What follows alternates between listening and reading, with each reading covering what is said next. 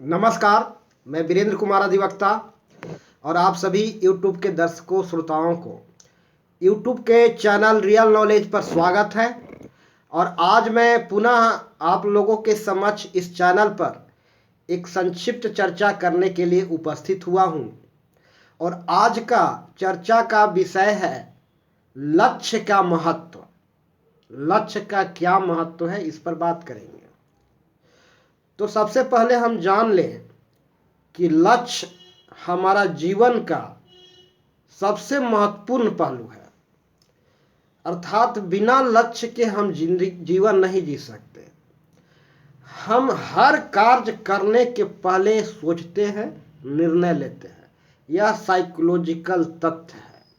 बिना सोचे हम जीवन में एक भी कदम नहीं बढ़ाते हैं।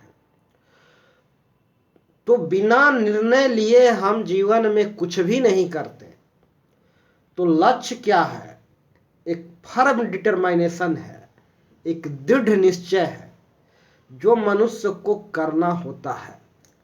और यह लक्ष्य हमारा जीवन को सार्थक बनाता है। बिना लक्ष्य के वाकई में कोई मनुष्य नहीं जी रहा होता। उसके जीवन का कोई न कोई लक्ष्य होता ही है। वह अपने लक्ष्यों से अनभिज्ञ हो, अनजान हो, यह हो सकता है, लेकिन बिना लक्ष्य के जीवन नहीं होता। इस प्रकृति में, इस ब्रह्मांड के प्रत्येक अवयव, इसके प्रत्येक घटक का कोई न कोई लक्ष्य निर्धारित है, तय है। और वह अपने लक्ष्य के अनुरूप कर्म करके, लक्ष्य के अनुरूप काम करके दुनिया को लाभान्वित करता है। अर्थात इस ब्रह्मांड के प्रत्येक घटक, चाहे जड़ हो या चेतन, तमाम चीजें, उसका कार्य निश्चित है, उसका कार्य निर्धारित है। मनुष्य भी इसमें अपवाद नहीं है। मनुष्य भी अपवाद में नहीं है। मनुष्य का भी कार्य तय है, फिक्स है। और स्वाभाविक रूप से हर मनुष्य अपना काम करता है। तो जीवन में हर मनुष्य का एक लक्ष्य जरूरी है। लक्ष्य तय कर लेना जरूरी है।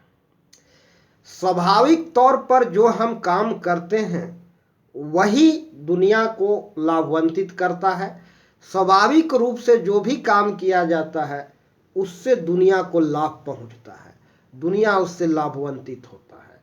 और इस ब्रह्मांड में प्रत्येक घटक का भगवान कहते हैं, ईश्वर कहते हैं कि मैंने समस्त प्राणियों का, समस्त घटकों का, उनका कार्य तय कर दिया है, उसका कर्म निश्चित कर दिया। वे अपना कर्म करते हुए इस जगत के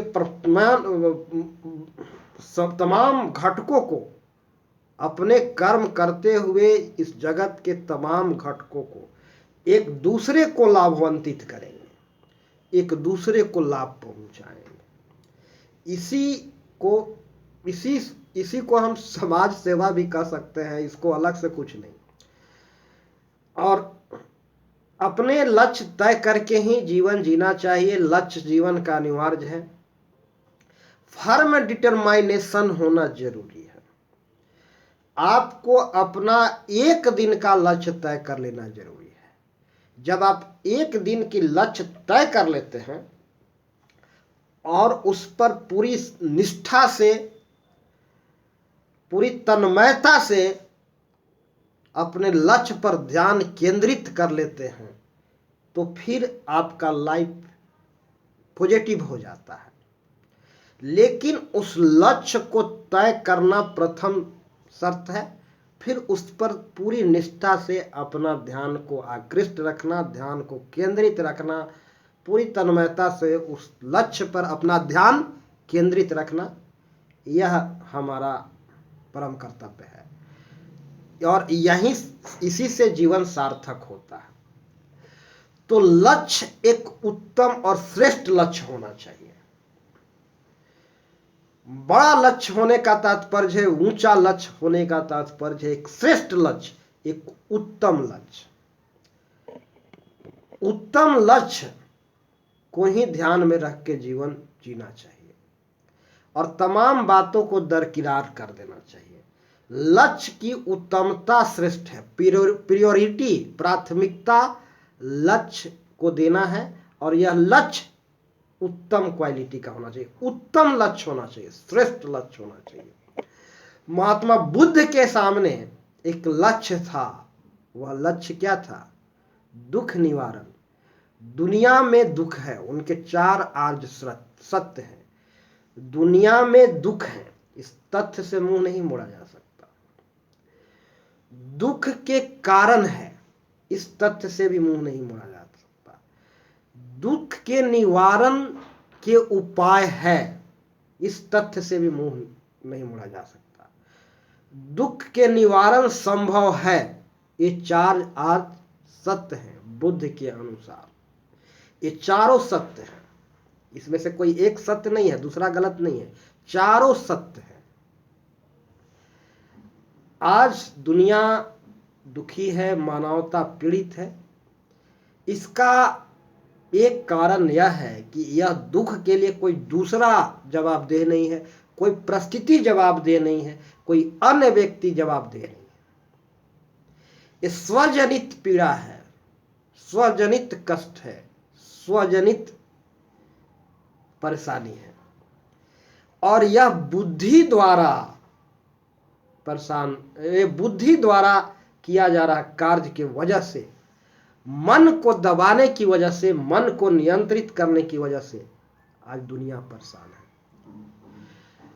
आप देखेंगे कि एक बच्चा जिसको हम कहते हैं कि बौद्धिक दृष्टि से विकसित नहीं है, यानी उसके पास बुद्धि का अभाव है, और एक पागल मनुष्य जिसको कह सकते हैं कि दिमाग तो है नहीं, पागल है, बुद्धिहीन। दूसरा एक मंद बुद्धि का बच्चा। ये तीनों ज्यादातर बुद्धिमान लोगों से ज्यादा आपको सुखी प्रतीत नजर आते हैं, ज्यादा प्रसन्न नजर आते हैं। एक मंद बुद्धि का व्यक्ति का समस्या सिर्फ उसकी पेट भरने तक ही है। पेट भरते ही उसका तमाम समस्या दूर हो जाता है, तमाम समस्या दूर हो जाता है।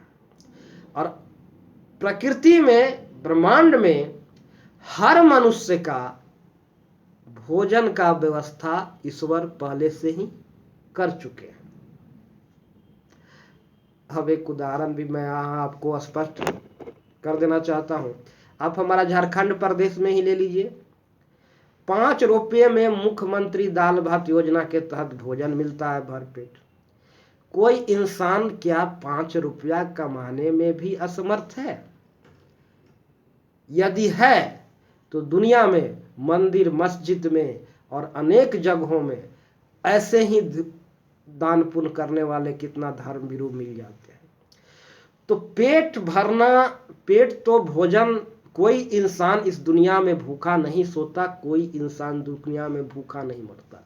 हर इंसान की रोटी की व्यवस्था ईश्वर कर चुके हैं।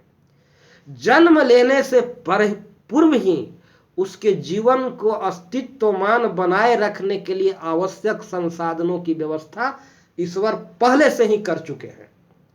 जीवन निर्वाह के आवश्यक संसाधनों मुहैया जन्म देने से पहले ही कर चुके होते हैं। मां के स्तन में दूध का 2 पोटली पहले से ही मौजूद होता है, जन्म धरती पर अस्तित्व में आने से पहले ही। साथ ही माता पिता के रूप में 2 सेवक पहले से ही मौजूद होते हैं, जो प्रतिपल बच्चा का ध्यान रखते हैं। तो ऐसी व्यवस्था इस ब्रह्मांड में ऑलरेडी मौजूद है। लेकिन ये बादशाह बच्चा जन्म के बाद फिर दुखी रहना शुरू कर देता है, जबकि अब बादशाह पैदा हुआ था। खैर ये बात छोड़िए, मुद्दा पर ही बात करें। तो लक्ष्य क्या है? लक्ष्य उत्तम होना चाहिए और श्रेष्ठ होना चाहिए। यदि लक्ष्य उत्तम है और श्रेष्ठ है तो जीवन में परेशानी और कठिनाइयां तिरोहित हो जाए। और लक्ष्य यदि उत्तम नहीं है और ध्यान उस लक्ष्य पर नहीं है तो समस्या अनंत है, कठिनाई अनंत है, दिक्कतें अनंत है, परेशानी अनंत है। तो लक्ष्य की उत्तमता को ध्यान रखना जरूरी है। लक्ष्य यदि मानव कल्याण करना हो तो परेशानी दूर हो जाएगा। लेकिन वाकई में क्या आप अपना कल्याण करना चाहते हैं? अपना और पराये के बीच भेद को आप क्यों कायम रखे हैं? हम कलेक्टिव कॉन्शियस माइंड में जीते हैं और हमें कलेक्टिवली कॉन्शियस माइंड में जीना चाहिए। और लक्ष्य उत्तम हो, श्रेष्ठ हो तो एकात्म मानववाद को हम लोग को समर्थन करते हुए जीना चाहिए, एकात्म मानववाद। और हर काम हमें आनंद से भरा पड़ा है। ये दुनिया में ईश्वर ने हर कर्म में आनंद छोड़ रखा है। यहां तक कि आप टॉयलेट जाते हैं तो उसमें भी आनंद है, आप छींकते हैं तो उसमें भी आनंद है, आप खांसते हैं तो उसमें भी आनंद है। आप जब छींक आती है जोर से तो कितना सहज और आसान महसूस होता है। तो हर कर्म में आनंद छिपा पड़ा है। ये दुनिया में कोई ऐसा काम नहीं है जहां आनंद नहीं है। आप जोर से बाथरूम जाना होता है तो आपको बाथरूम होने कर आनंद की फीलिंग होता है। एक उदाहरण है, इनको आप हल्का मत लीजिएगा। यह जीवन के लिए बहुत जरूरी उदाहरण था, इसलिए मैंने बताया इन छोटी बातों को। तो ये तमाम चीजें आनंद से भरा पड़ा है और हम इस आनंद को प्राप्त करने में अपने को वंचित रख रहे हैं। ऐसा क्यों? यह हमारा बुद्धि द्वारा जनित समस्या है। हमारी बुद्धि ने ही इसे पैदा किया है। जन्मों उपरांत बच्चा पूरी तरह से प्रसन्न आनंद में जीवन जीता है, लेकिन कुछ समय बाद समस्या खड़ी हो जाती है। एक मंद बुद्धि का बच्चा एक बुद्धिमान मनुष्य से, एक मंद बुद्धि का व्यक्ति ज्यादा खुश और प्रसन्न होता है। एक पागल जिसके पास बुद्धि नहीं होता वह ज्यादा खुश और प्रसन्न होता है। और ये तमाम लोग, बुद्धिमान लोग, आज दुनिया में ज्यादा दुखी हैं जिनके पास बुद्धि है। और पर्यावरण को और देश दुनिया को, ब्रह्मांड को क्षति पहुंचाने वाले ज्यादातर लोग बुद्धिमान ही लोग हैं, अधिकांश ही लोग हैं, जिसका कुप्रभाव जाने अनजाने में अप्रत्यक्ष रूप से सबको भोगना पड़ रहा है। तो बात को मैं ज़्यादा बढ़ाना नहीं चाहूँगा, क्योंकि चर्चा इस विषय पर लंबी हो सकती है और हम सबके पास समय का थोड़ा अभाव है। तो मैं आज अपनी चर्चा को यहीं समाप्त करता हूँ और यह अंतिम वाक्य के साथ कि जीवन में एक श्रेष्ठ और एक उत्तम लक्ष्य निर्धारित करना जरूरी है और उस श्रेष्ठ और उत्तम लक्ष्य के लिए खुद को समर्पित कर देना जरूरी है। तभी जीवन में आनंद, मस्ती, सुकून आएगा और जीवन सार्थक होगा। तो नमस्कार, मैं आज अपनी चर्चा को समाप्त करता हूं और YouTube के सभी दर्शकों से मेरा अनुरोध है कि यदि मेरी बातें पसंद आए तो वीडियो को अधिकतम लोगों के बीच शेयर करें और चैनल को सब्सक्राइब अवश्य करें। नमस्कार, जय श्री राम।